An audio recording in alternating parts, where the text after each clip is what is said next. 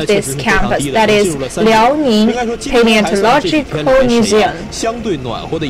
It's the coldest days in Northeast China, and perhaps today is not the coldest one in recent days, but still it's about 10 Celsius degrees below zero. Let's take a look. Several days ago, we had a snowfall. Even after days, there are still some snow on the ground.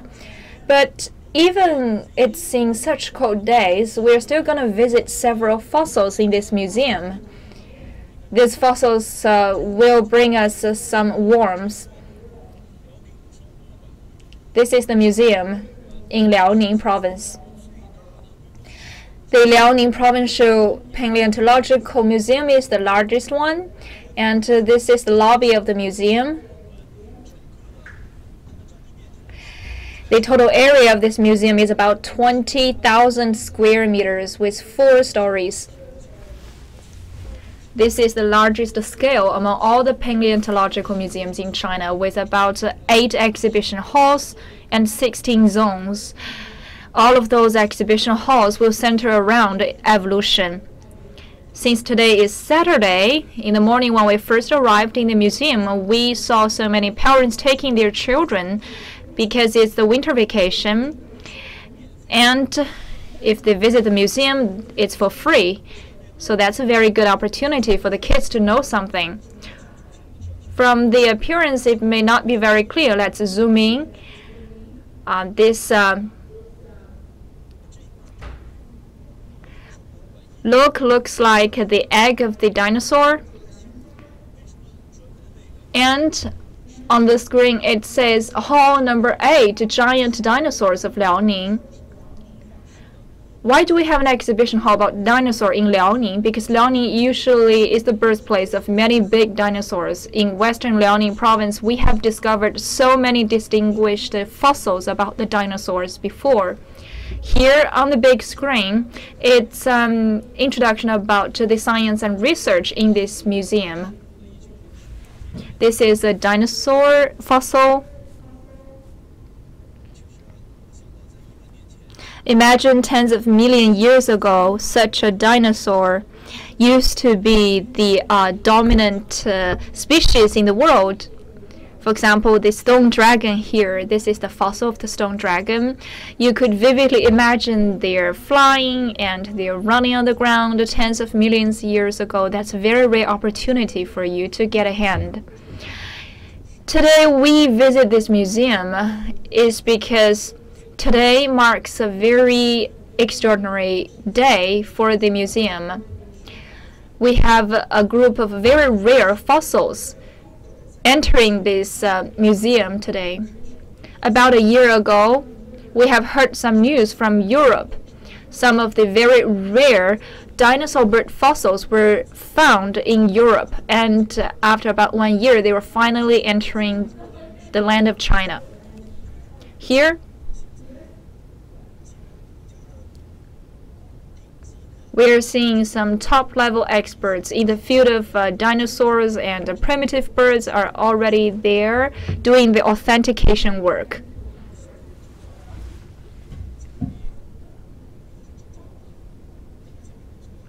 The authentication of the experts are undergoing, and let's take a look at this side.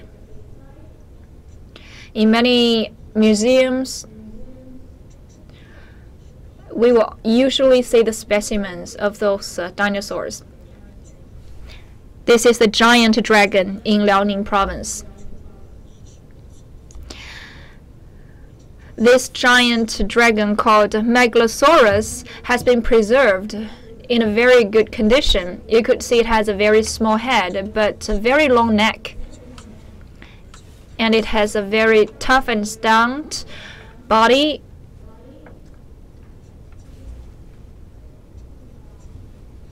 Whether it's the Megalosaurus or the other types of dinosaurs, those fossils were not the focus of today. What is the focus of today? Let's move closer.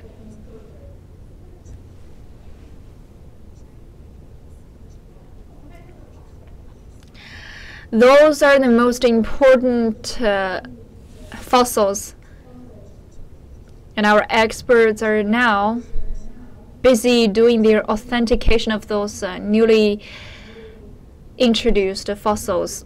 And according to our knowledge, those experts are the curator of the Liaoning Paleontological Museum and also Vice Director Wang Lixia and the academician Li Tingdong from China Academy of Science, and Dong Zhiming,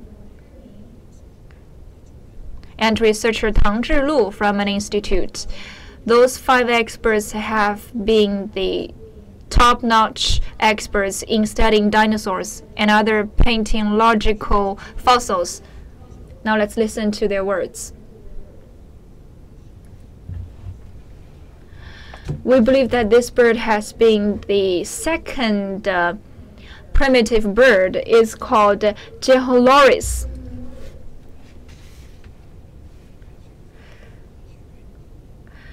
Our former documentation about those birds play a pivotal role. This expert has been called the king of dinosaurs in China or even in the world.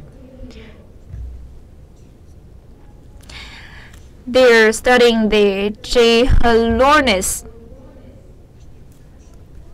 For this fossil, among all the 8 fossils, what is the status of this fossil?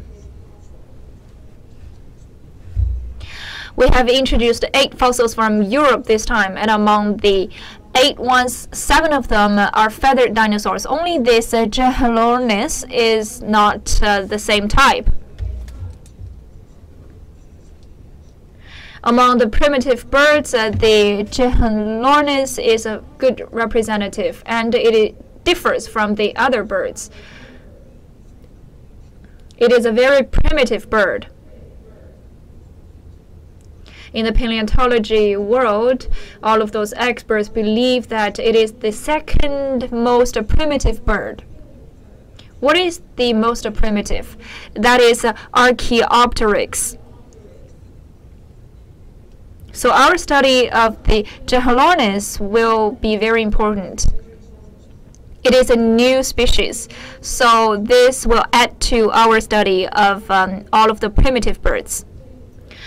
Professor Dong, could you tell us some details about this fossil? How would you observe such a fossil? This fossil has been very well preserved. At this part, there are some problems with it, so we restore it in some way. But in general, such a specimen has been very well preserved. According to observation, usually what do you look at? We look at the structure in the head and some of the features in the head. Those are very important clues. And also we look at the fin legs. I look at their paws. It's very clear, very sharp paws. Yeah. This is the front leg. This is the rear leg. For the primitive birds, what's the difference with the current bird?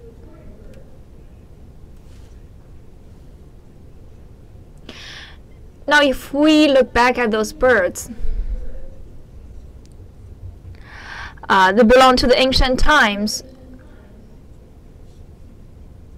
That's the Archaeopteryx.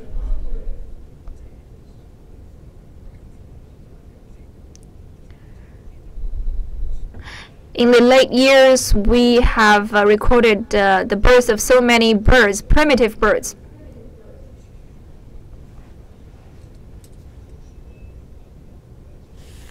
For example, the Anchiornis shoe is also another fossil. It has been called a bird, but actually it belongs to the feathered dinosaur. Can we take a look at it? It's here. This is the Anchiornis shoe. And our Gerald Freud has been a study expert on Anchiornis. And the man giving us this Anchiornis is a friend of Gerald. And according to his study, he named this fossil Anchiornis. But actually, according to the Chinese experts, this is actually the feathered dinosaur. But our foreign friend believes it is a bird. That's why in 2003 we had a very hot debate about the definition of such a bird, whether it's a bird or a dinosaur. We have opposite arguments, and our netizens are very curious, so I am asking you a question right now. Which one comes first, dinosaur or bird? Of course, dinosaur. So by that you mean bird has been evolved from dinosaurs. Bird is a species, a branch of dinosaurs. Mr. Dong will give you more information. As to the difference of bird and dinosaurs, those two are relative. The small-sized and primitive dinosaurs will evolve, and after years, they will evolve into birds. In such an evolution period, we have many sayings. Some of those small reptiles, they don't know how to fly, but according to inertia, they will evolve with some flying function. And some others, they function just as our airplanes. They could run very fast. And then when they run faster, they learn how to balance themselves. And lastly, they could finally manage flying. That is how evolve into birds as well. We also have other species. Those dinosaurs might have 4 wings. The 4 wings means they have 2 wings in the front, and in the rear end they have some feathers. Those feathers are very long. They look like wings. So we usually have a metaphor about the 4 wings of those type of dinosaurs. Now let's look at this species. They could climb up into the tree, but because the feathers of the dinosaur were very primitive and they are symmetry on both ends, so they are gliding. They don't know how to fly, but they can glide. And dragonfly is the same thing. You can look like how the dragon has been gliding to catch the dragonfly. We might have some memory about such a documentary. He cannot catch up, so he finally fall down onto the ground. This shows us the flying capability of the primitive dinosaurs. Another question for you. The newly introduced 8 dinosaur fossils must be very important, and you know a lot about their source. It could be traced back to 2006, right? Yes, in 2006 we have held an exhibition about feathered dinosaurs. And that exhibition was a great hit.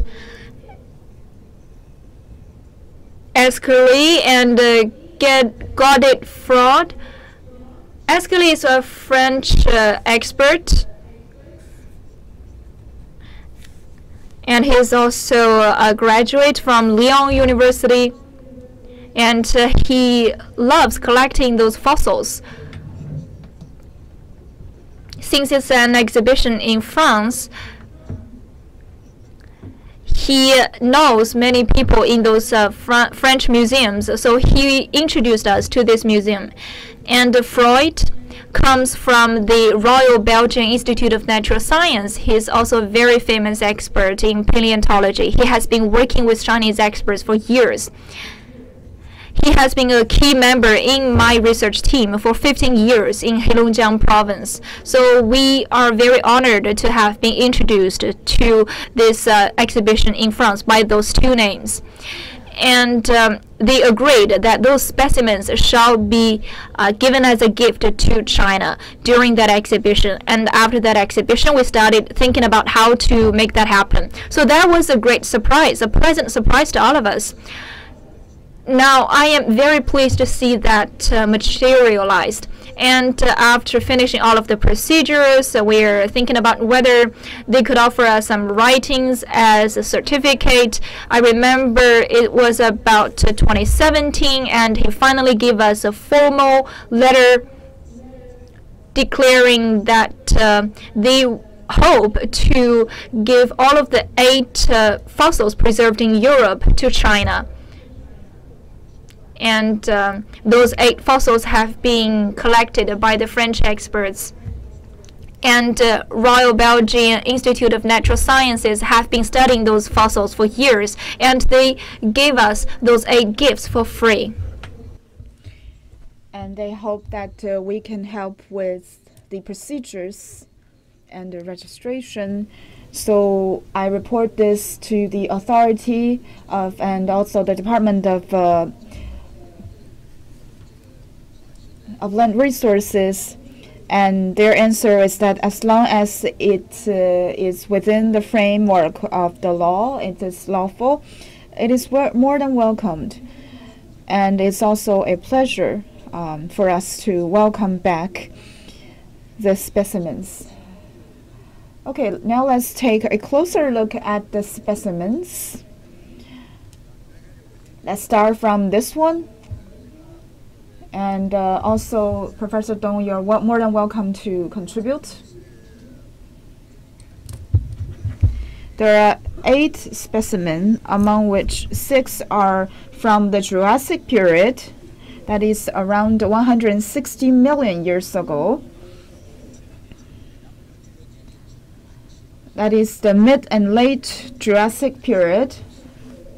And 2 are from Western Liaoning province, and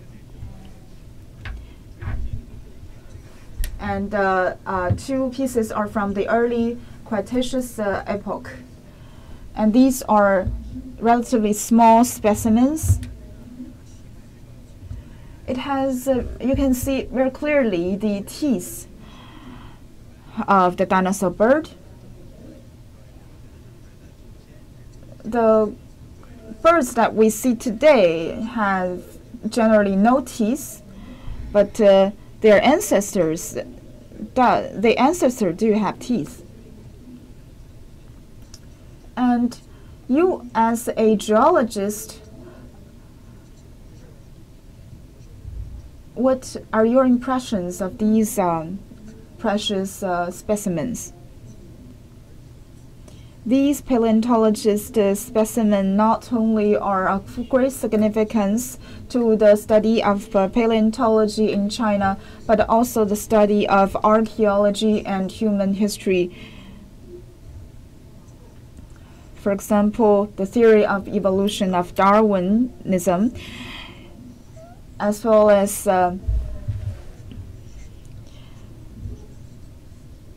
the natural dialectics.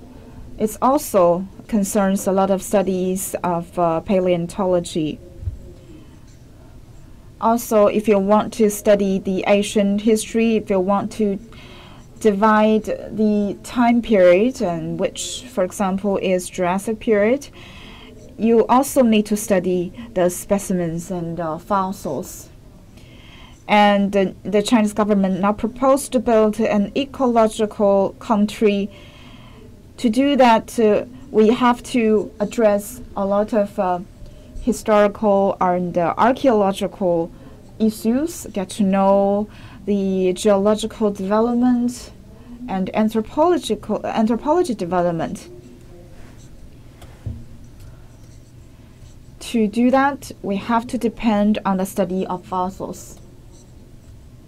And also, we need to learn about the evolvement of environment and its changes from ancient times to the current times, especially the fourth epoch. And to do that, we also need to study the specimens and fossils. Also, what we are really proud of is that our geology has a history of 100 years, and at an early period, the geologists mainly focused on the study of fossils, for example, Li Siguang and Hang Jiqing. All of them were fossil experts. During the 1920s to 30s, the paleontology studies in China maintains a very high position and high standard worldwide. Are you happy to see the return of the fossils? Of course I am.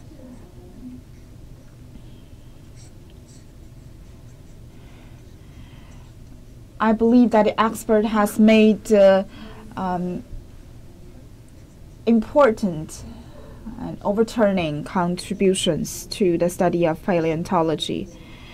As Mr. Liu mentioned, that the Archaeopteryx is a very important breed for as a primitive birds, and it's a great contribution to our country. And there are many masters of paleontology publishing papers in home and abroad. So as a geological worker of many years, I really admire the work that they've done.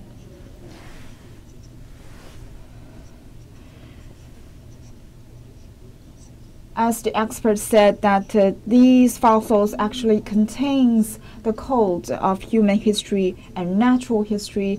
These fossils were newly returned from Europe. As we know, that in the year 2010, we issued the regulations for the production of paleontological fossils.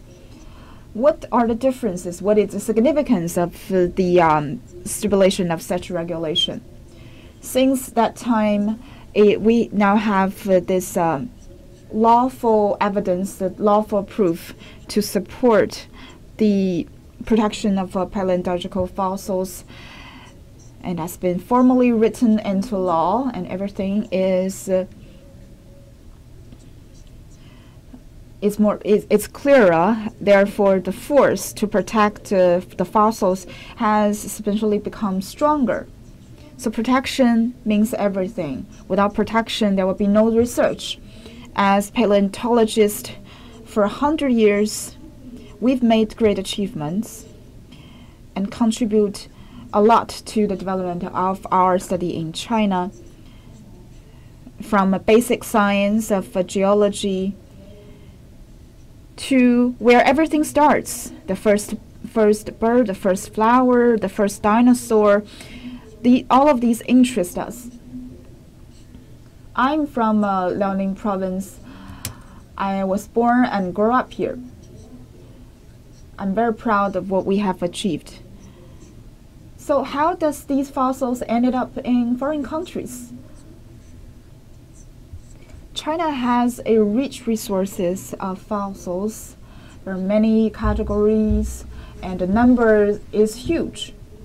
So there is so some of the fossils were smuggled through illegal channels overseas. The returning of these fossils is of great significance, and also it's a great beginning for the year 2018. Here in front of us is the Anchiornis shoe fossil.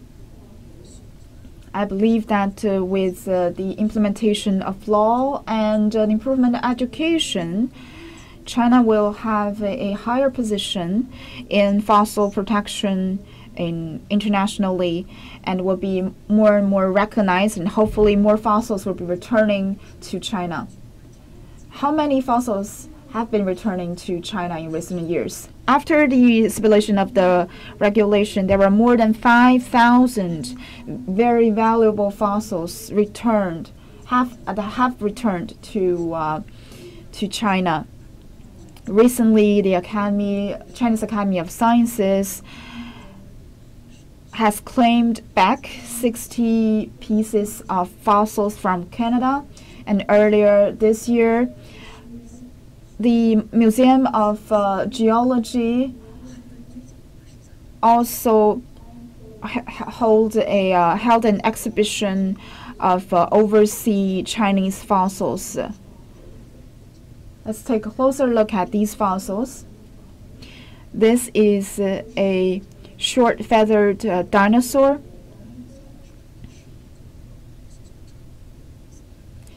It's in a standing posture with very strong legs.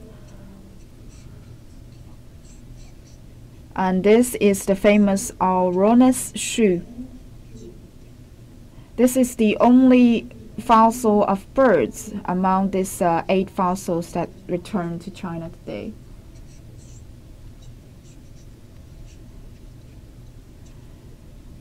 I'm sorry, this is not a primitive bird, but it still belongs to the specimen of dinosaur.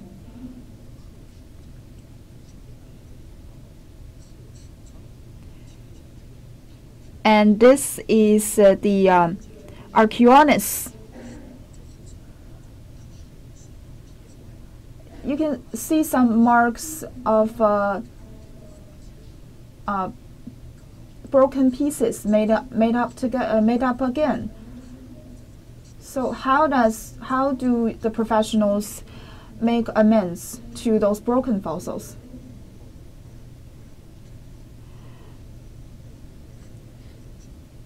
A lot of the fossils are preserved in the sediments of the volcano ash. Some of them are well preserved,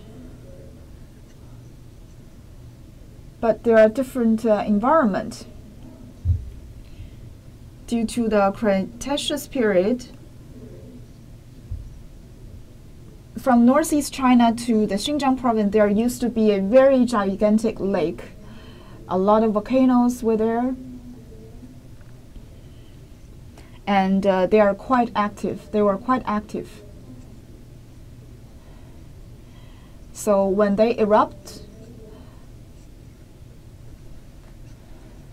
these birds were smoked and they fell down into the lake, and they are well preserved. So how do you know this? This kind of story must have happened millions of years ago.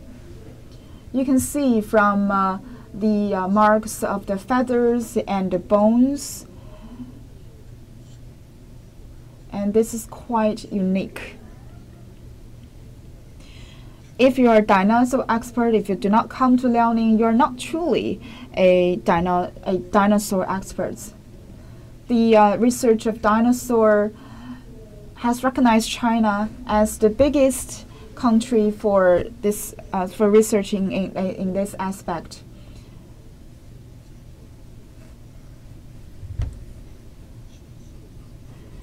We have identified 174 species. That is almost 200 species.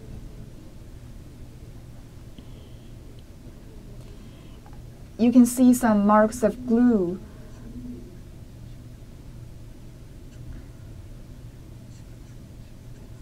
That is due to the digging period. Sometimes it is difficult to make sure that this specimen stay in one piece.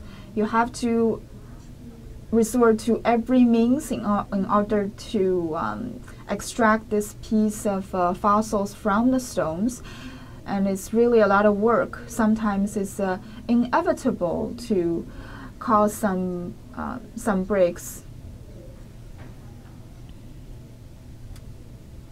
Therefore, you have to use a particular kind of technology and adhesives to reconnect these broken pieces and make some amendments and adhesions.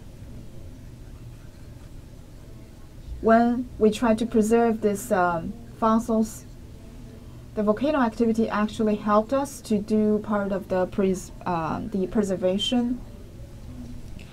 Generally speaking, for the feathered dinosaurs during the eruption of the volcanoes, it will sink down to Earth's shell.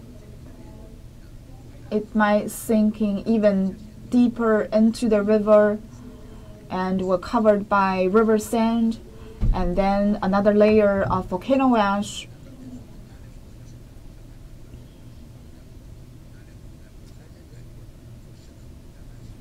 Therefore, this piece will be well preserved.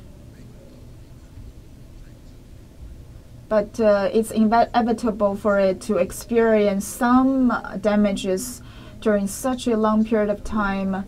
You might even witness an emotion of panic in some of the specimen. Let's take a look at this Archaeopteryx. This is a specimen of Archaeopteryx. This was given by Jianchang Paleontological Museum in 2009. Shenyang Normal University has its own paleontological museum. We work together with the help of many professors.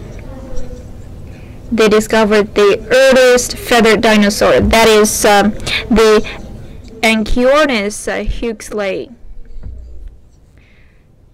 And this is a great addition to the species of Anchiornis huxley.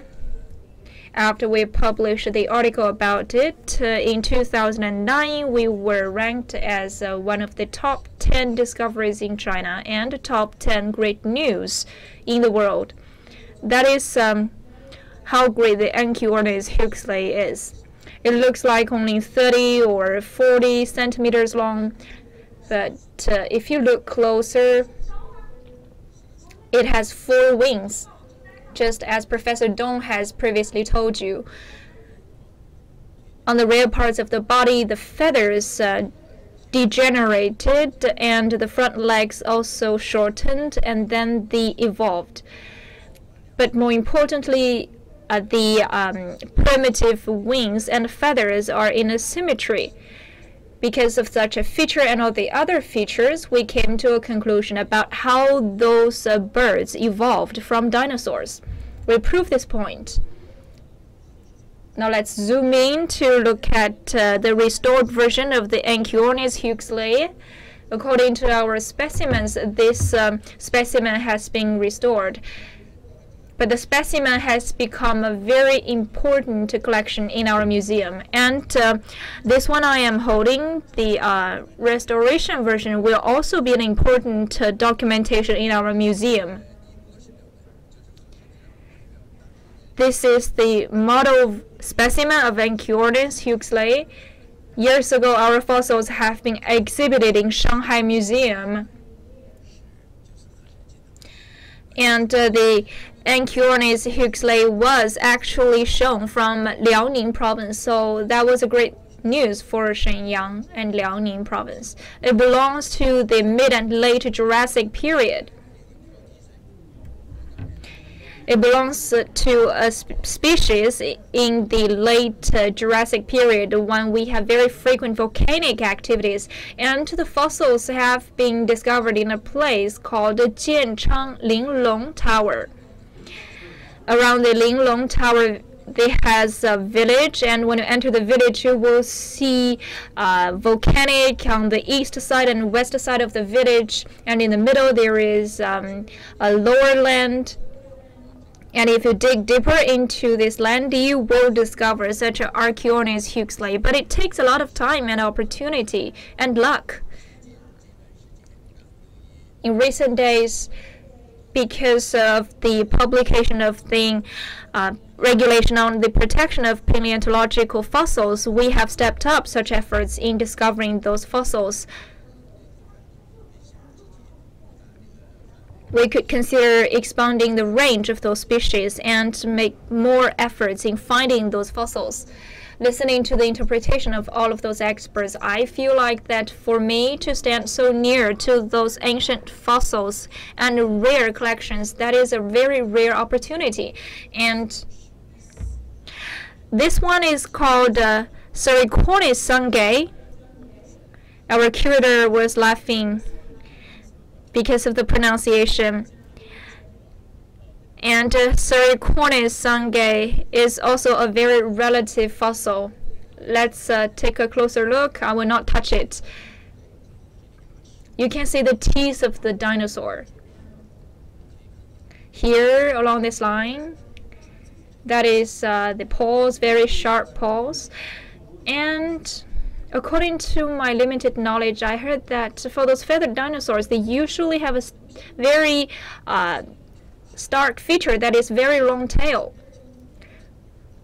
You can see the feathers, the signs of the feathers, very clear. Could you tell us more stories about this fossil? Our king of dinosaurs, join us. You Mr. Dong could tell us more about the features of the tail. Is it for balancing or other functions? Speaking of the functions of such a long tail, I think it's because when they're running fast, they're learning how to balance just like the airplanes. So the long tail will play a role in such balancing time. And the feathers will also be an important tool in balancing. I cannot notice their teeth. In the evolution of the birds, from dinosaurs, the teeth actually degenerated. It's just like a person aging. The old men usually lose their teeth. So it's the same story for the birds. When they evolve from dinosaurs, they do not have that sharp teeth anymore. And as to their toes, it's the same story. That is evolution. Here for this fossil, even though there are some fractures, but the weathers look very clear. It is very well preserved. Do the weathers play as important role in preserving the temperature, body temperature?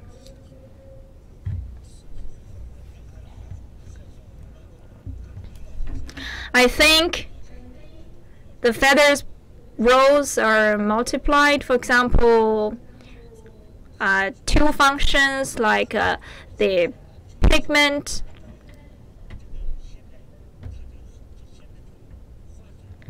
Now, speaking of the preservation of the fossils,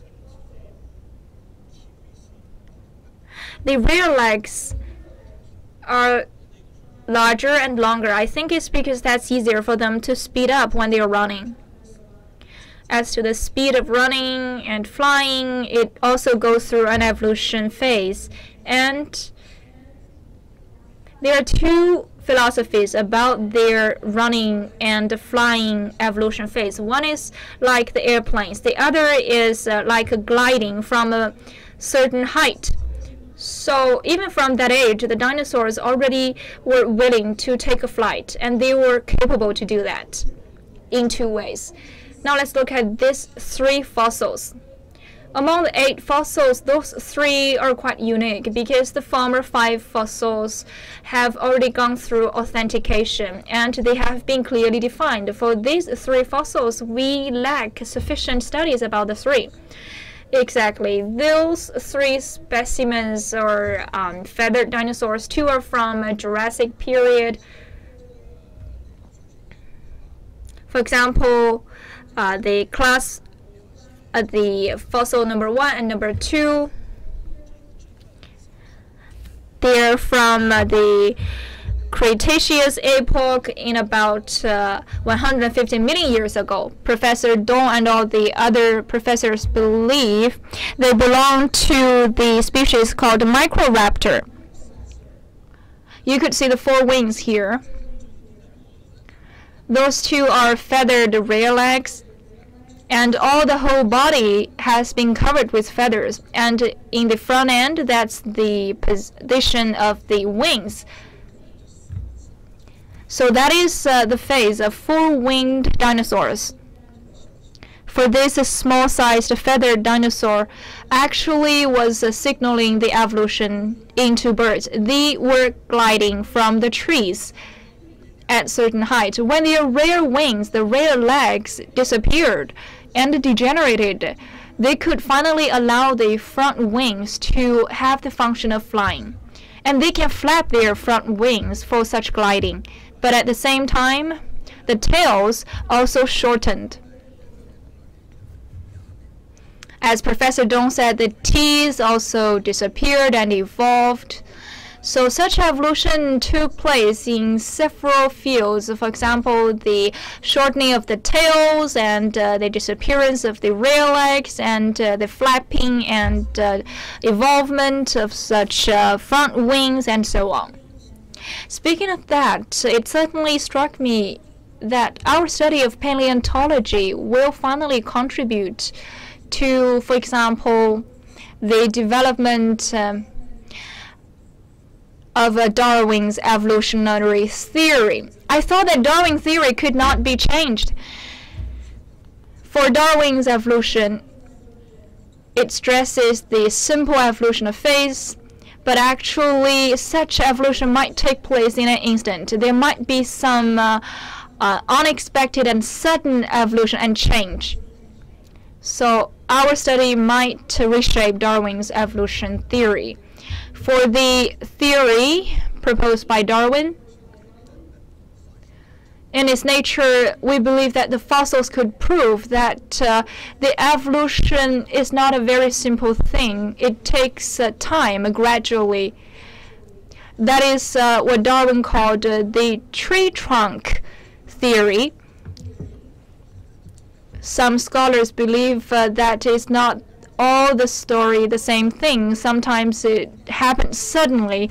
For example, for 20 species within a short period of time, and after years of preparation, they suddenly evolve into another species. So that's a totally different story.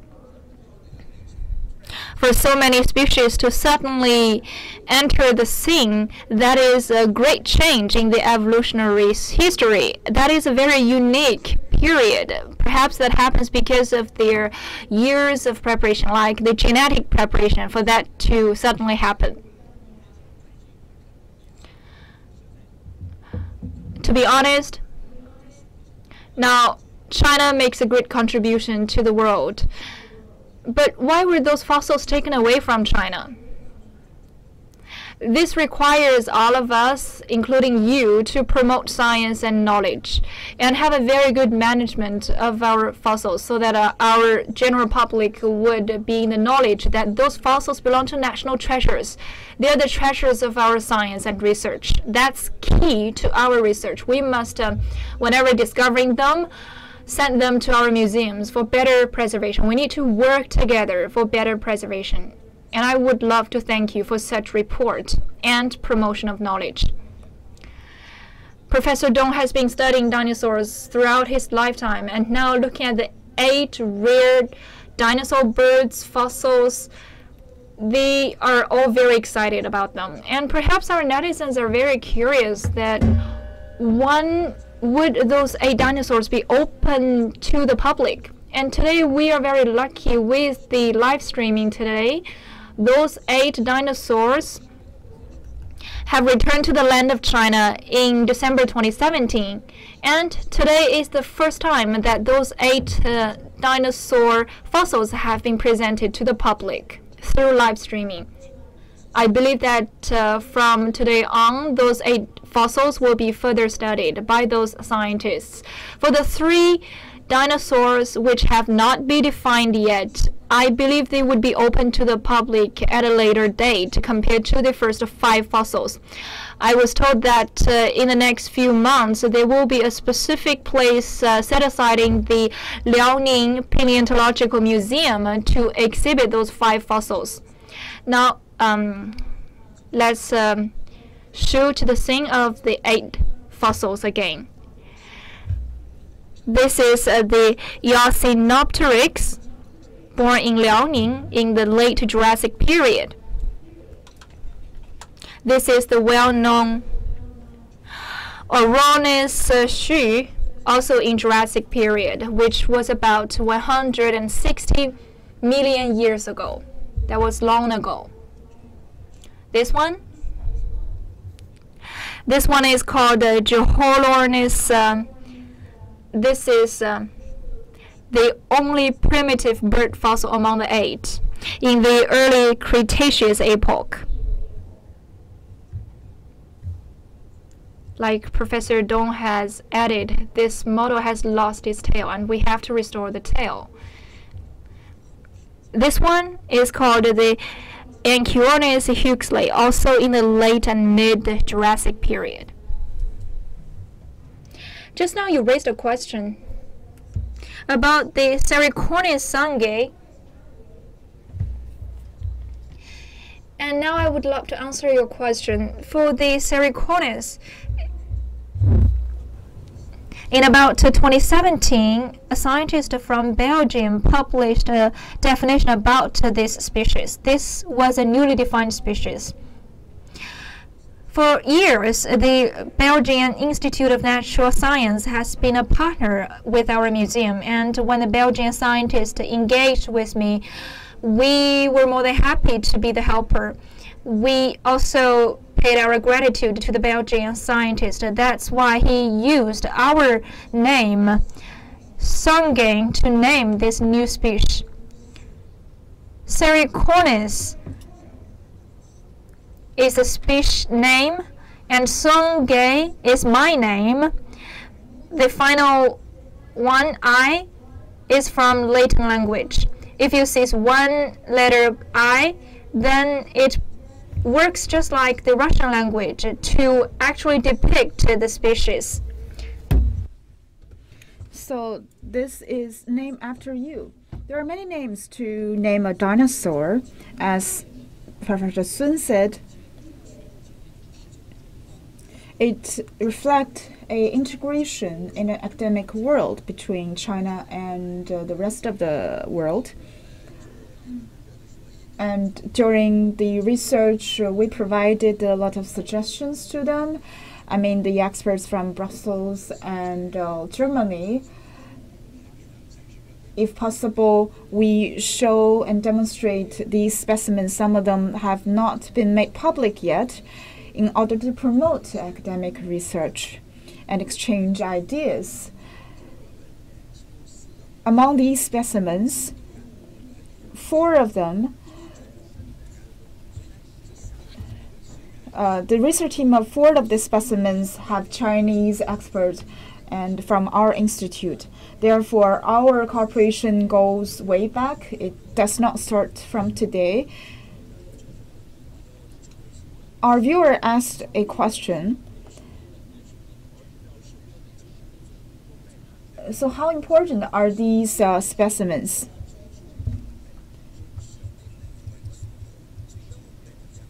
And we call these type specimen. Why is that? Type specimen is of great significance in paleontology. You have to identify one particular type of specimen, and if it's the specimen of the first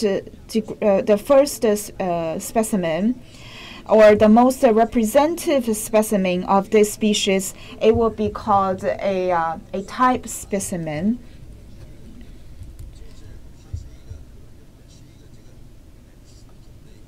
Therefore, it will become a representative of this species. And probably in the future, millions of the fossils of the same species will be discovered, but this will be the only type specimen of this species. It will be used as a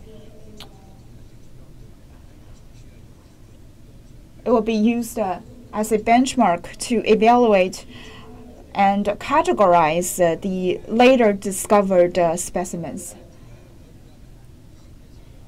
The so-called type specimens are these 4. That is the Archaeopteryx shoe for 1, and Archaeopteryx for 2, and the Anchiornis for 3rd, and the Anchiornis sergei as the 4th specimen. So these 4 specimens are what we know as a type specimen.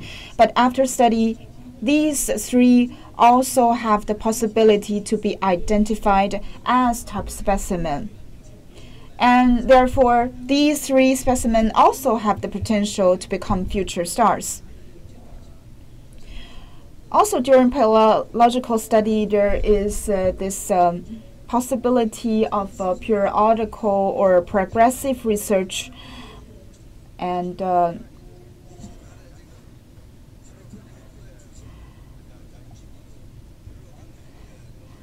when you are studying these specimens in different period of time, we have different priorities of studying. For example, if you are studying the feather, you probably will be focusing on the feather for one period of time. and also you might study the pediment and how that does to the how they change the color of the how they determine the color of the feathers. For example, the Archaeopteryx Huxley, it comes in different colors. So these are not just random colors, but through the deepening of the research, we now begin to study the colors of the feathers. So China is considered the leading country in the studying of these specimens, especially the study of pigment, or at least we are among the top 10 of the research. But in many fields, we are considered a pioneer or leader. In a research of a feathered dinosaur, we are in a leading position. However, it's fair to say that the paleontological study is a small-scale feathered dinosaur. And the returning of these specimens will greatly promote the development of our paleontological studies in China. So these are very valuable treasures returning to our motherland. And today, it's really a privilege to discuss with all these distinguished geologists, the archaeologists, and paleontologists. Many of the fossils are returned from Europe, and how were they lost overseas? How were they smuggled overseas? Many through illegal channels. But today, because of the strengthening protection of law and also the improvement of specimen study worldwide, more and more fossils are beginning to return to our homeland. A lot of collectors and experts bought these fossils from European market. They, of course, were not the smuggler. The transaction trade were totally legal. These 8 experts are so passionate and so familiarized with these fossils, as you can see.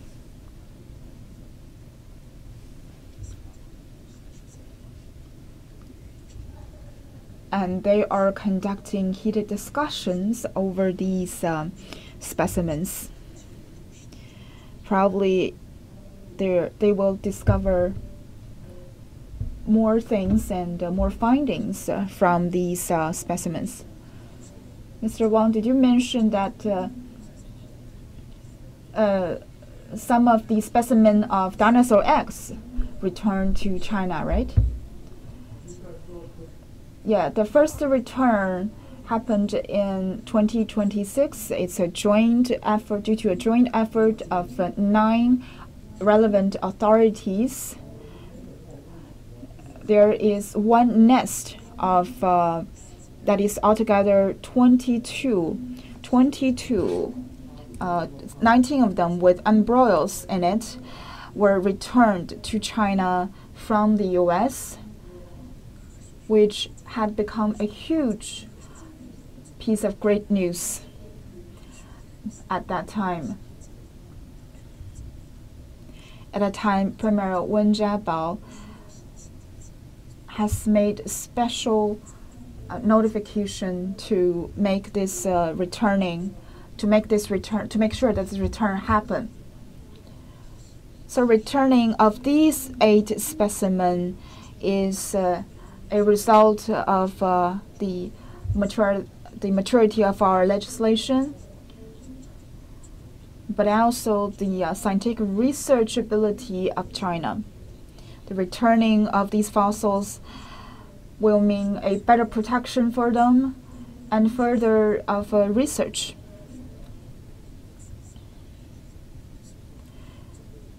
China has the best fossils as well as the top-notch paleontologists.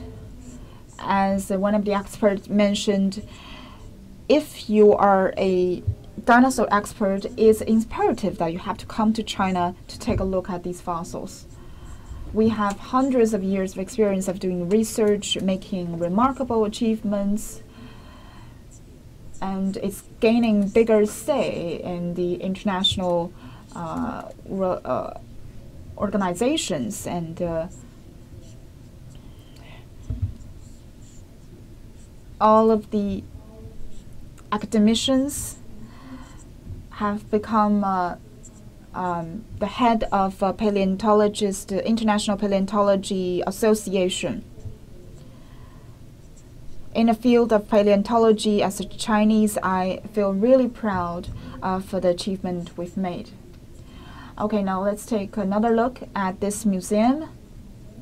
The Liaoning Provincial Paleontological Museum is one of the biggest in China, and today we witness firsthand returning of these 8 very valuable fossils and specimens. It is something that we should genuinely be proud of. You might wonder, 5 of these specimens will be available for the public to see, but the other 3, due to the follow-up research, will be kept from the public eyes for some more time. But if you visit this museum, you can see a lot of dinosaur fossils.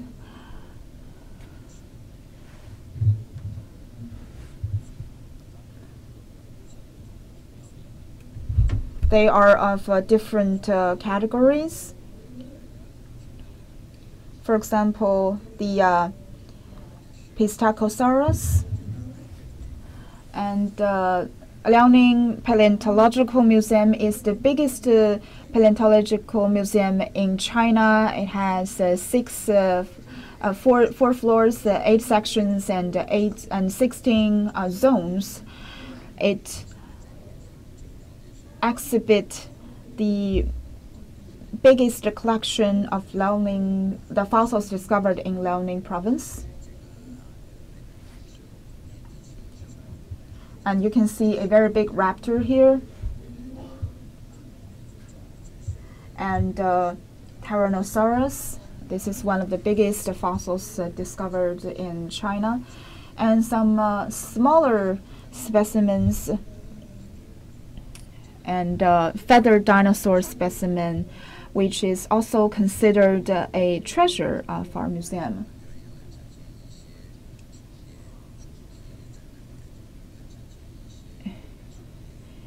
We will also organize a themed exhibition.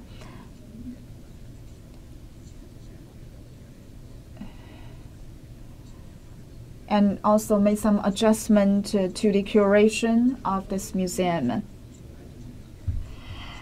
And we will also highlight our features of Anchiornis.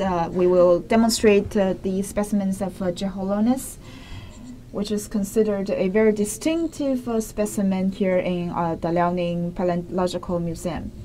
And according to the congratulation note by President Xi Jinping in our 100th years anniversary, he has made some very clear instructions that inspired us. We will make our museum a real educational platform for the public, at the same time promoting paleontological research of China, so that everybody, if they come here, can learn something, and their journey will be rewarding. In the Western countries, besides the Smithsonian Museum in Washington, the rest of the other natural museums all charge fees, but our museum is free of charge.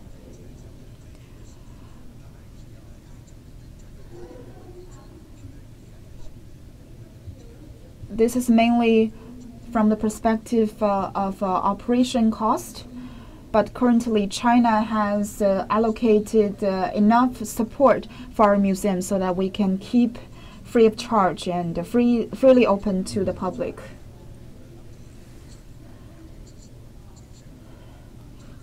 I believe that this is a very important efforts made by the government. The development of the museums will be crucial to provincial development as well as national development and the improvement of people's cultural awareness. I believe that today would also be a very good promotion of Liaoning Paleontological Museum. It is the biggest paleontological museum in China. That is a part of the Liaoning Normal University. So what is the relations between these two institutions? Why would we build such a paleontological museum in the Shenyang Normal University? The Liaoning Provincial Paleontological Museum has been built years ago, and last year we published a book introducing the history of such a museum building. If you're interested in that history, you could refer to the book. But briefly speaking, in the end of 1990s, in western Liaoning province, we keep discovering some new fossils of those dinosaurs.